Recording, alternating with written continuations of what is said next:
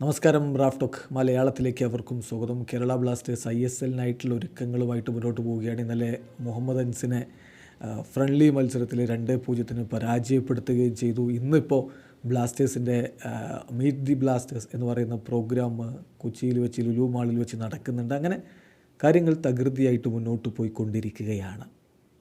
അതുപോലെ Freddy ലാലമാവയുടെ contract 2027 വരെ extend ചെയ്തെല്ലാവരും അറിഞ്ഞിരുന്നല്ലോ. ഇപ്പോൾ ഫ്രെഡി ചില കാര്യങ്ങൾ പറയുന്നു. അദ്ദേഹത്തോട് ചോദിക്കുന്നു, who has been your biggest influence within the club? ഈ ക്ലബ്ബിൽ നിങ്ങളുടെ ബിഗ്ഗസ്റ്റ് ഇൻഫ്ലുവൻസ് ആരാണെന്നുള്ള ചോദ്യത്തിൻ്റെ മറുപടി, that would be of course captain Luna.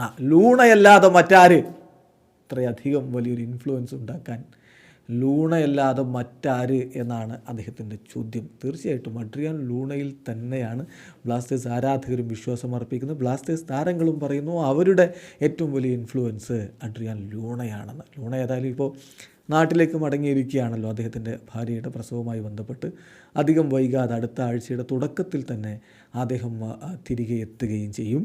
എന്തായാലും ഫ്രെഡി ഒരു കാര്യം കൂടി പറയുന്നുണ്ട്, ഞാൻ ഹാർഡ് വർക്ക് ചെയ്യുന്നത് തുടരും, എന്നിട്ട് ടീമിൻ്റെ മിക്ക മത്സരങ്ങളിലും ഇൻവോൾവ് ആവാൻ വേണ്ടിയിട്ടുള്ള മാക്സിമം ശ്രമം നടത്തും, ടീമിനെ സഹായിക്കുക, കിരീടം നേടാൻ സഹായിക്കുക, അതാണ് എൻ്റെ ലക്ഷ്യമെന്ന് ഫ്രെഡി പറയുന്നു.